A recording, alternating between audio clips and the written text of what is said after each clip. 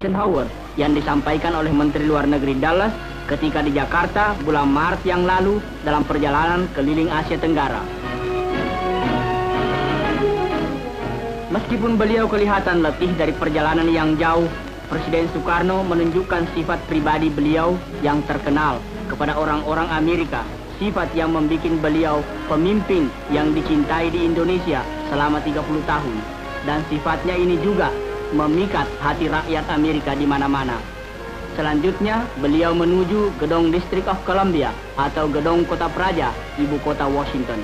Di sini, Presiden Soekarno memberikan wejangan kepada hadirin, antaranya menegaskan bahwa beliau mewakili suatu negara yang cinta akan demokrasi dan kemerdekaan.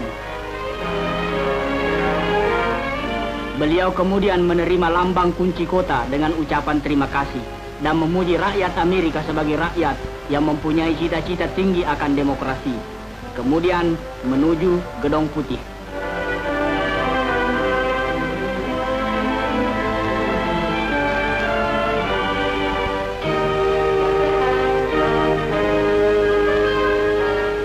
Di Gedung Putih, Presiden Eisenhower menantikan kedatangan tamu beliau. Kepada Presiden Soekarno dinyatakan oleh beliau bahwa rakyat Amerika menaruh perhatian besar terhadap usaha-usaha pembangunan Indonesia. Dan beliau mengharapkan mudah-mudahan kunjungan kepala negara yang ke-6 besarnya di dunia ke Amerika ini akan memberi teladan yang bermanfaat bagi rakyatnya.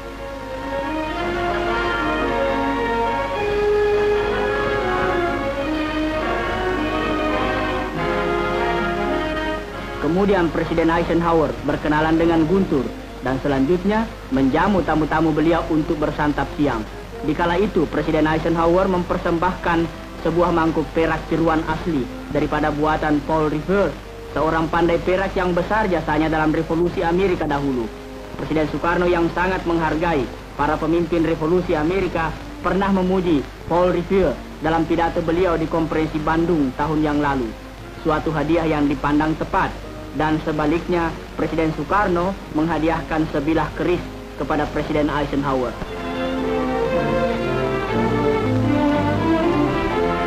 Setelah santapan siang, Presiden Soekarno menuju ke Blair House, tempat tamu-tamu agung pemerintah Amerika, di mana beliau tinggal selama 3 hari di Washington. Di gedung tersebut melambai sang Dewi Warna dan bendera lambang kepresidenan Indonesia.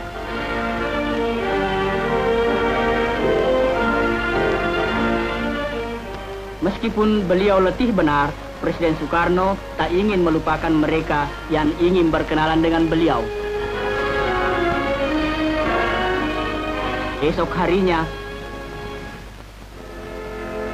Presiden Soekarno mengunjungi Taman Pahlawan di Arlington, negara bahagian Virginia, dan sejenak mengheningkan cipta untuk arwah pahlawan Amerika yang tak dikenal.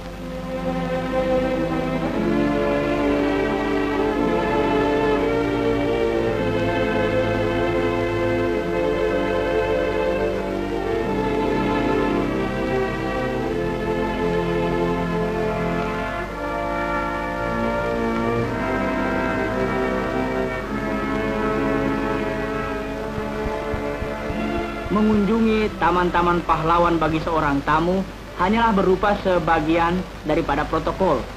Tapi di sini, di Mount Vernon, di makam George Washington, upacara ini lebih pribadi daripada kunjungan resmi. Karena Soekarno sendiri, Washington, George Washington Indonesia, dan George Washington Amerika menjadi gurunya. Ajaran itu demikian baiknya, hingga seperti George Washington memimpin Amerika ke kemerdekaan, Soekarno juga memimpin Indonesia ke kemerdekaan. Di Mount Vernon, Presiden Soekarno di sini diiringi oleh anggota rombongan dan dari Kedutaan Besar Indonesia. Karena hari itu banyak juga orang lain berkunjung ke sana, maka adanya Presiden Soekarno di situ pasti menambah pengetahuan mereka pula, terutama dalam ilmu sejarah bagi para siswa yang kebetulan ada di situ.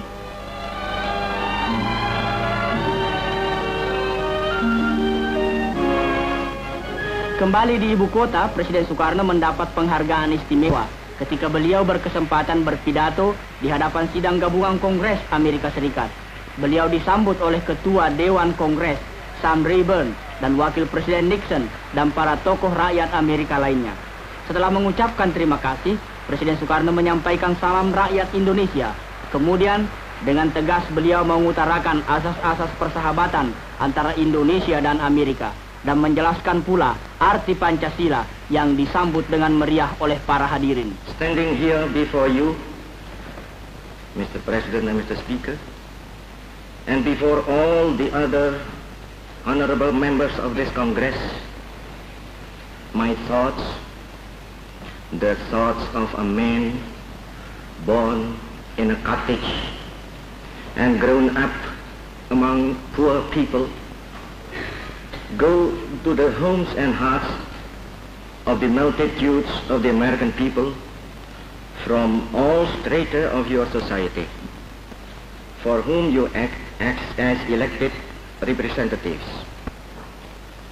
May I therefore convey to you and through you to the people of America the most sincere greetings of the Indonesian people and their thanks for your past generous assistance, with the hope that this visit to the United States of America will foster closer relations between our two nations. Immediately we had proclaimed our independence in August 45, we attached as preamble to our Constitution the Pancasila. Panca means 5, Sila means principle. The Pancasila, the 5 guiding principles of our national life. Perhaps you know already what our Pancasila is. It gives us the 5 principles of our state. These are: first, believe in God.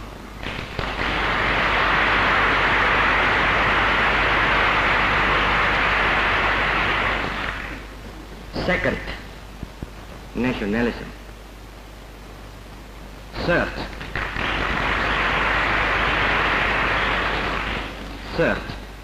humanity.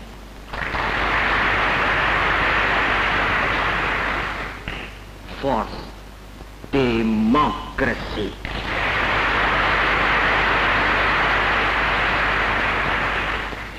Fifth, social justice.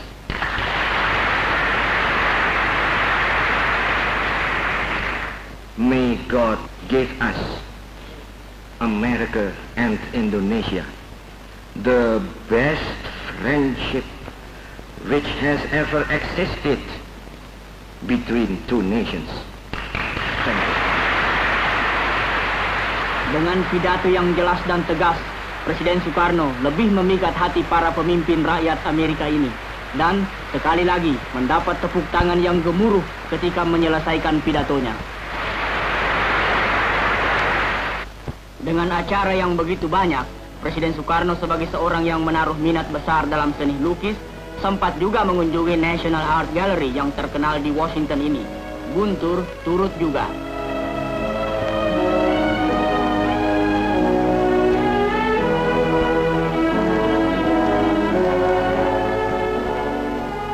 Di dalam, pemimpin besar Indonesia itu dan putranya berhadapan muka dengan Presiden Amerika yang pertama, George Washington, dan keluarga. Masih banyak tempat-tempat lainnya yang perlu dilihat di Washington, tetapi 3 hari saja tidak cukup.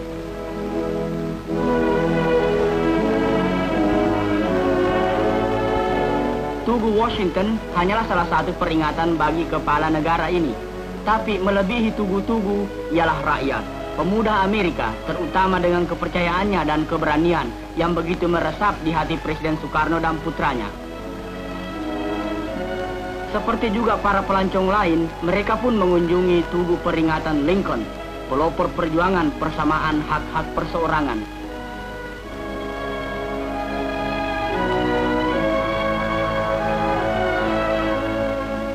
Dari sini nampaklah pula tugu peringatan Jefferson, seorang pemupuk dasar persamaan. Kunjungan ke pusat Yayasan Islam juga termasuk acara selama 3 hari di Washington.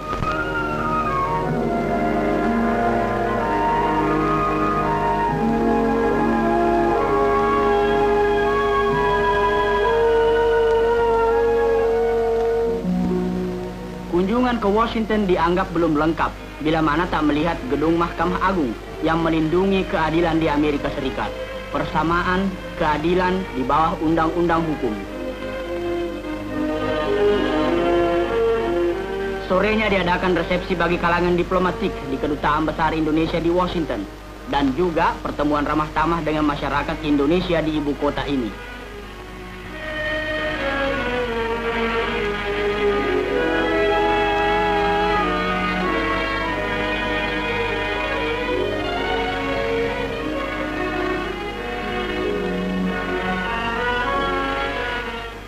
Bertempat di Hotel Mayflower, diadakan jamuan makan oleh Presiden Soekarno untuk Presiden dan Nyonya Eisenhower. Nampak di sini Menteri Luar Negeri Indonesia Ruslan Abdul Ghani, Nyonya Noto Widikdo, Presiden dan Nyonya Eisenhower, Presiden Soekarno dan Duta Besar Indonesia Mukarto Noto Widikdo dan para tamu lainnya.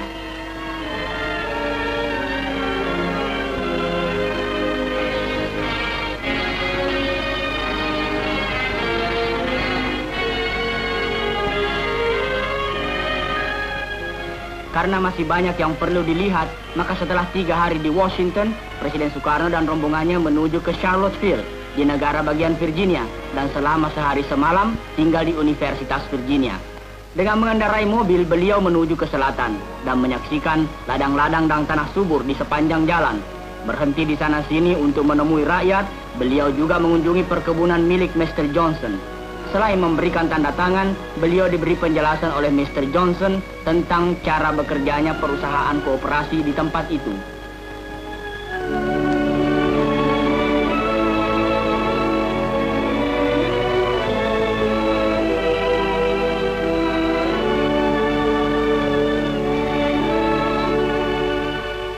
Menginap di Charlottesville, negara bagian Virginia, Presiden Soekarno mengunjungi Monticello, rumah Thomas Jefferson, Presiden Amerika Serikat yang ketiga. 5 orang berpakaian tentara revolusi dahulu mengawal ketika Presiden Soekarno meletakkan karangan bunga di makam arwah Jefferson. Kemudian Presiden Soekarno mendoakan arwah Jefferson. Dalam acara beliau termasuk kunjungan ke berbagai pangkalan militer, antaranya di Pangkalan Udara Pope, Fort Bragg, markas besar Korps Udara yang ke-18 daripada Angkatan Perang Amerika. Banyak yang dapat dipelajari di sini, terutama bagi Guntur dan seorang kenalan baru.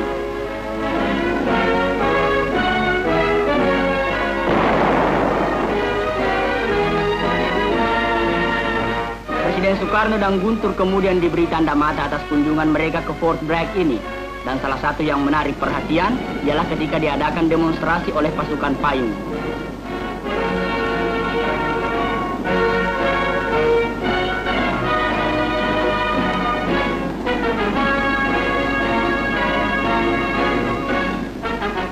Untuk Presiden Soekarno sebuah medali sebagai lambang persahabatan dan untuk Guntur mainan yang sepadan dengan umurnya. Setelah mengunjungi Pangkalan Angkatan Darat, acara berikutnya ialah Pangkalan Angkatan Laut di Annapolis, di mana Akademi Angkatan Laut Amerika Serikat terletak. Presiden Soekarno setelah menerima penyambutan kehormatan, maka dipersilahkan berjalan melalui Tugu Tecumseh, lambang kesayangan dan kepercayaan di akademi ini, dan pawai barisan kadet selanjutnya menyusul.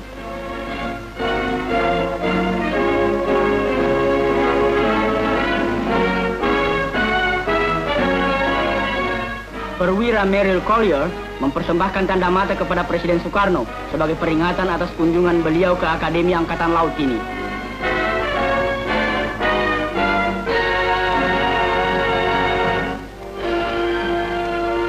Kunjungan selanjutnya ialah kota dunia, New York. Dan New York menyambut Presiden Soekarno dengan segala keistimewaan yang dikenal daripada kota dunia ini. Beliau dihormati dengan pawai yang ramai sekali.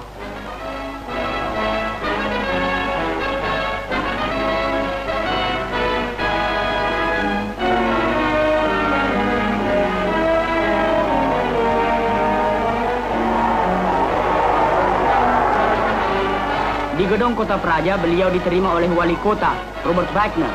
Presiden Soekarno sungguh tertarik melihat cara penghidupan sehari-hari yang begitu cepat di kota ini.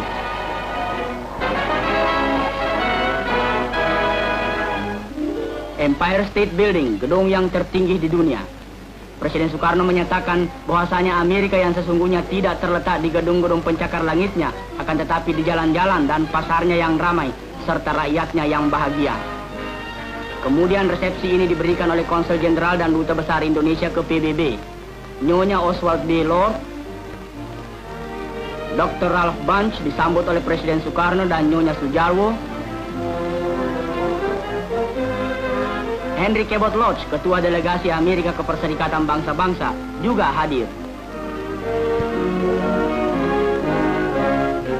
Penghormatan selanjutnya yang diberikan terhadap Presiden Soekarno ialah gelar Doktor Kehormatan dalam Ilmu Hukum di Universitas Columbia yang diberikan oleh Presiden Perguruan Tinggi tersebut, Grayson Kirk.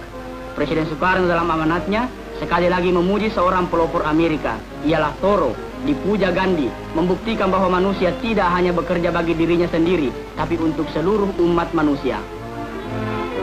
Dan harapan seluruh umat manusia berpusat di Perserikatan Bangsa-Bangsa. Inilah medan pertemuan antara Timur dan Barat, dari berbagai suku bangsa dan pelbagai buah pikiran. Dengan bendera dari 76 negara anggotanya berdampingan satu sama lain. Presiden Soekarno melihat juga kedudukan Indonesia dalam PBB. Cita-cita kami, kata beliau, ialah supaya seluruh dunia dapat hidup bersama. Dan tujuan kami ialah memelihara perdamaian.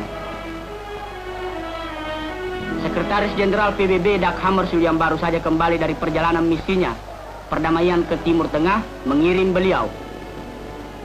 Banyak lagi yang dapat dilihat di kota besar ini. Dan ada pula yang beliau kenal dari sejarah Amerika. Tetapi sebagai pemimpin salah satu negara terbesar di dunia ini, rakyatlah yang lebih menarik perhatian beliau.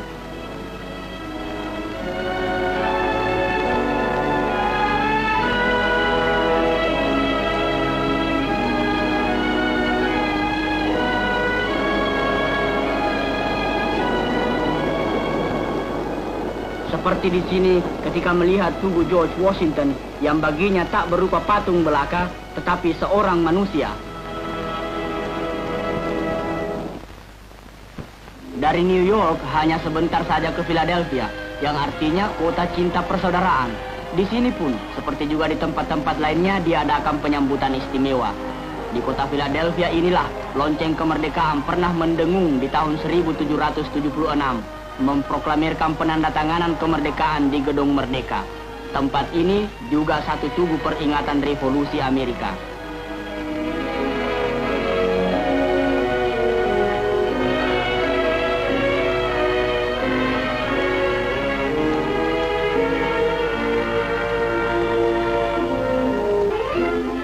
Dari Philadelphia ke Springfield di negara bagian Illinois, juga suatu tempat yang berarti dalam sejarah Amerika. Perjalanan itu hanyalah memakan tempo beberapa jam saja, tapi namun demikian jaraknya hampir menyeberangi separuh benua ini. Seabad yang lalu Abraham Lincoln tinggal di sana. Di makam Lincoln, Presiden Soekarno pun mendoakan arwah pejuang persamaan antara manusia ini. Kemudian beliau mengunjungi desa New Salem untuk melihat bagaimana hidupnya orang yang sederhana itu dahulu. Inilah rumah Lincoln di kala itu.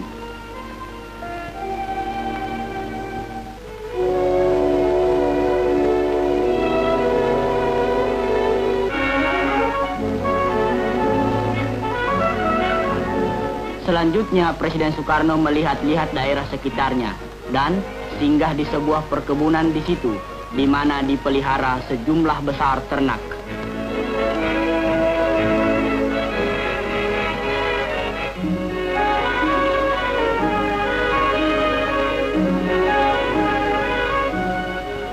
Sebelum meninggalkan negara bahagian Illinois, Presiden Soekarno bertukaran hadiah dengan Gubernur William Stratton.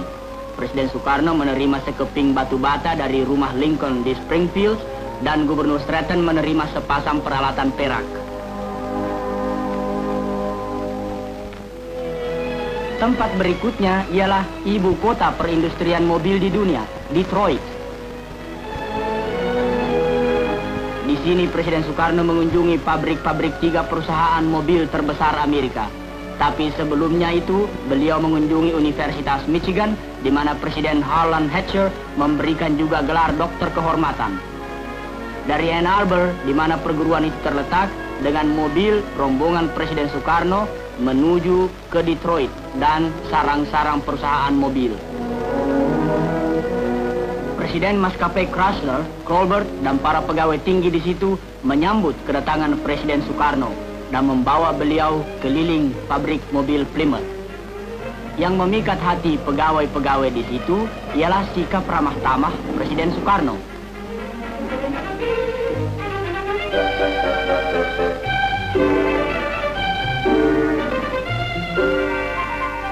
Di perusahaan General Motors, Presiden Soekarno ternyata menaruh perhatian besar pada mobil-mobil hari kemudian. Presiden Soekarno, Guntur, dan Duta Amerika ke Indonesia, Hugh S. Cummings, pernah mengendarai mobil percobaan ini yang bernama Firebird dan juga Le Sabre.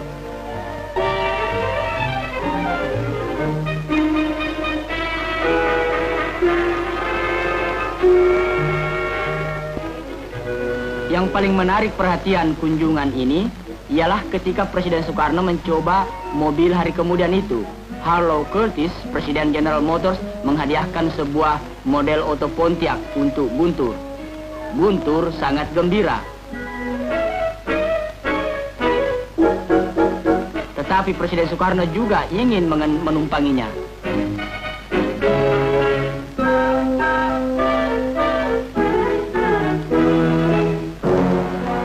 Sesudah mengunjungi Chrysler dan General Motors, Presiden Soekarno dibawa pula melihat perusahaan mobil Ford. Meresapkan kesan-kesan akan kemajuan teknik daripada perindustrian mobil di Amerika ini, Presiden Soekarno berkata ia ingin menggunakan pengalamannya itu untuk memajukan perindustrian Indonesia.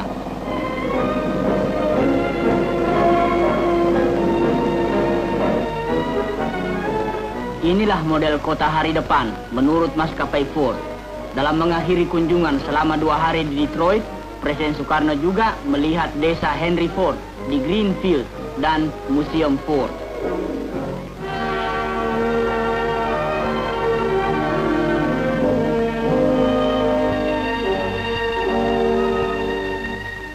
Dan beliau di desa Greenfield mendapat juga hadiah dari gadis kecil ini.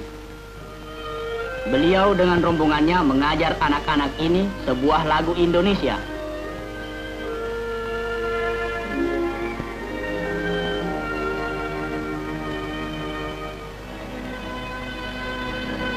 Ke Grand Canyon, pemandangan alam yang amat terkenal di Amerika. Disinilah dahulu para pelopor di Amerika pernah lalu dari pantai Atlantik menuju pantai Pasifik. Semua itu dijelaskan kepada Presiden Soekarno ketika beliau menuju ke jurusan barat, menumpang pesawat terbang militer.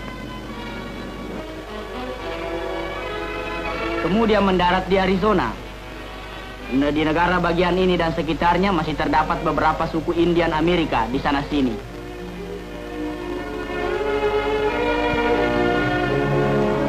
Inilah kepala suku Hopi, Chief Sekakuku.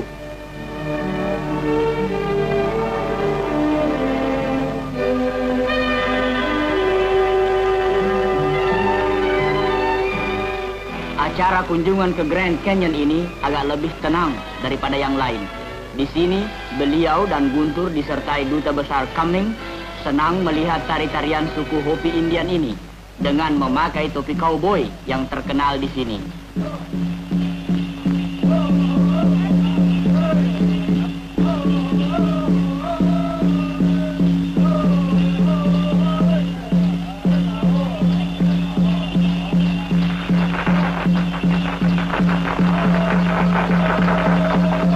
Guntur, putra seorang pemimpin negara, di sini juga menjadi pemimpin dan diangkat sebagai anggota kehormatan suku Hopi dan diberi nama Wokohonau, artinya beruang besar.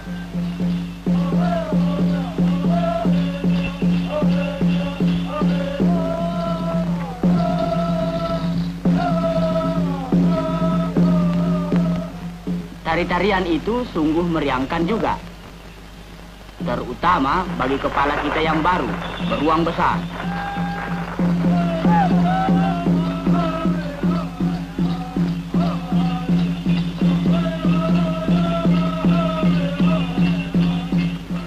kemudian melihat-lihat keajaiban alam di daerah yang sudah terkenal di seluruh dunia ini. Dengan menggunakan pesawat teleskop, dapatlah mereka melihat apa yang sebenarnya menjadikan daerah ini begitu istimewa, yang luasnya membentang sepanjang 200 mil melampaui negara bagian Arizona.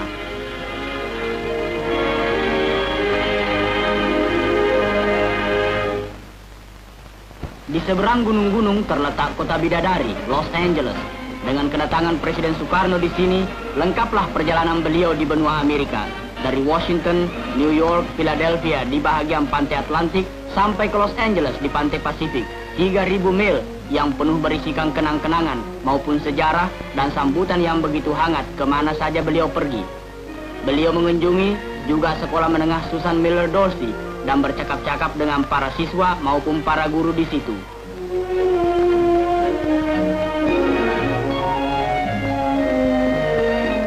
Dan selanjutnya menuju studio film Metro-Goldwyn-Mayer, disambut oleh Ketua Perhimpunan Pengusaha Film atas nama seluruh industri itu di sini, Tuan Eric Johnston, dan menerima tanda mata dari pemimpin produksi Metro-Goldwyn-Mayer, Dory Sherry. Di studio ini beliau bertemu dengan bintang film wanita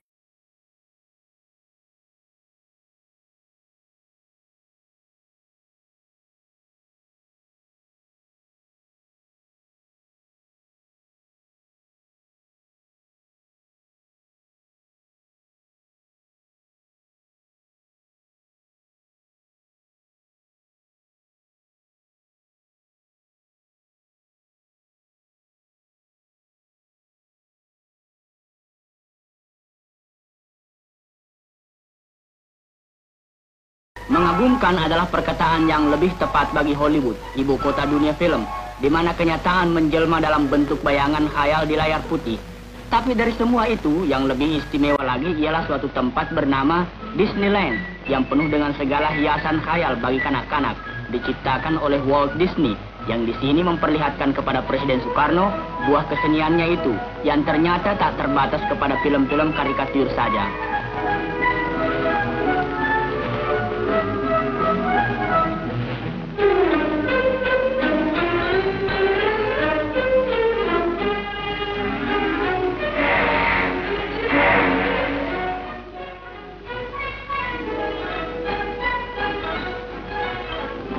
Seorang yang datang ke Disneyland ini dengan tak terasa terjun ke alam ajaib yang tak kenal batas umur.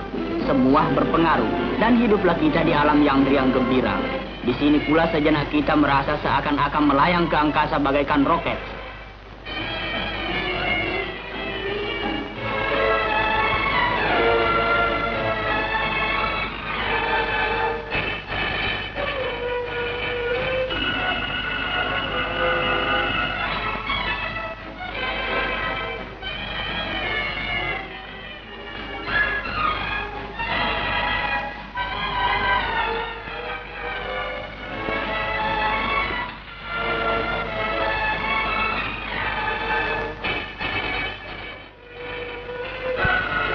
Roy Rogers dan kudanya Trigger, dua tokoh lain lagi yang digemari kanak-kanak.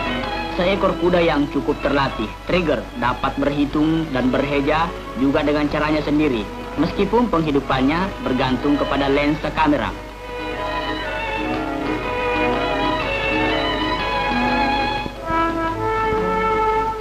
Kuda yang kasih kepada tuannya.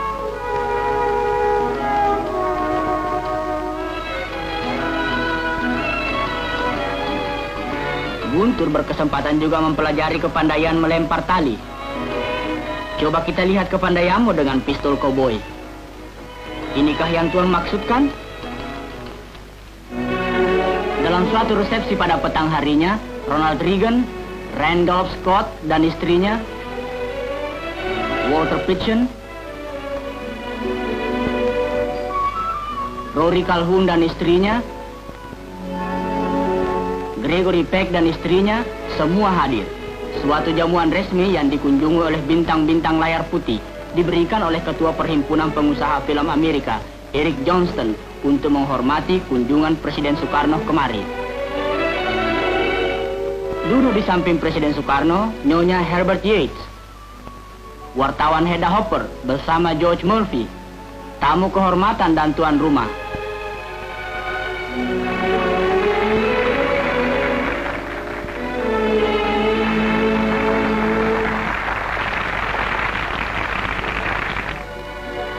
Setelah Los Angeles, San Francisco. Dari kota bidadari ke kota Saint Francis.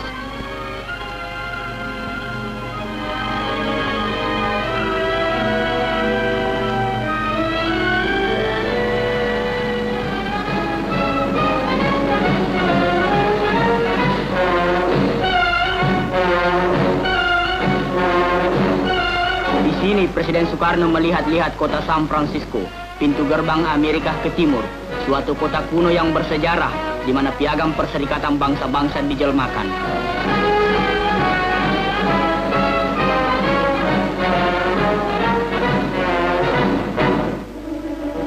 Pemandangan San Francisco meskipun sering diliputi kabut, nampak juga jembatan Golden Gate yang masyhur itu.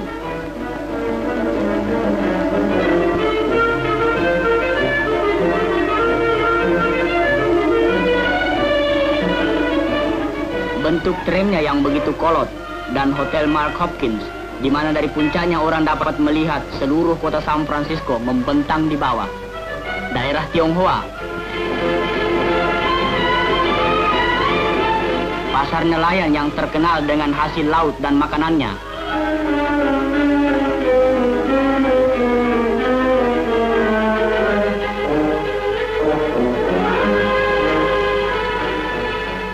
Dan kemajuan ilmu bangunan, tembusan, dan jalan raya yang di sini disebut freeway yang mempercepat perhubungan lalu lintas dari kota keluar. Diliputi keadaan agak sunyi senyap di perhutanan nasional Muir Woods, Presiden Soekarno dapat juga menikmati ketenangan alam, dikitari pemandangan yang indah dan hawa yang segar. Pohon-pohon kayu merah California dan pohon-pohon sequoia ini adalah yang terbesar di dunia.